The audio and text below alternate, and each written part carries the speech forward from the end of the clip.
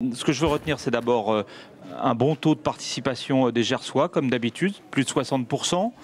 Une gauche qui, au premier tour, était effectivement en se présentant de manière dispersée.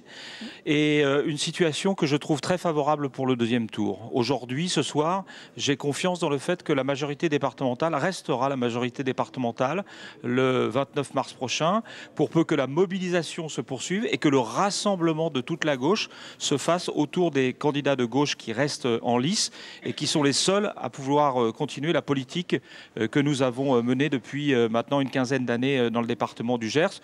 En ce qui me concerne, avec Gisèle Biémouret, nous aurons effectivement un deuxième tour, semble-t-il, avec une triangulaire. Nous appelons bien sûr les candidats écologistes qui étaient candidats au premier tour à nous rejoindre et se rassembler autour de nous.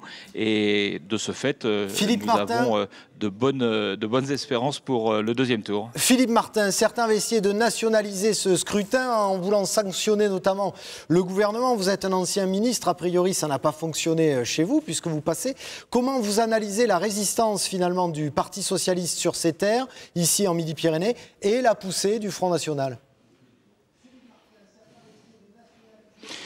Je crois qu'en ce qui concerne le Parti socialiste, nous avons les uns et les autres labouré le terrain pendant presque 2 mois en expliquant les politiques que nous avions mises en œuvre et les projets que nous avions, pendant que nos concurrents passaient le plus clair de leur temps à nous dénigrer ou à avoir comme promesse l'essentiel des réalisations que nous avions faites nous-mêmes.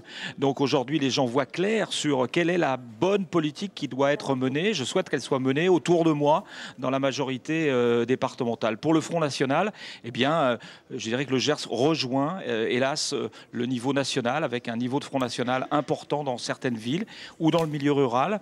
Il y a parfois de la désespérance, le sentiment d'abandon de la République dans le milieu rural. C'est à nous de proposer des réponses et des solutions de proximité pour des gens qui sont dans la désespérance et qui se sentent effectivement parfois un peu abandonnés. Donc, à nous de leur apporter des réponses, à nous surtout de leur dire que du côté du Front National, on leur vend des illusions parce qu'on n'a pas de solution. Les solutions, c'est nous qui les avons.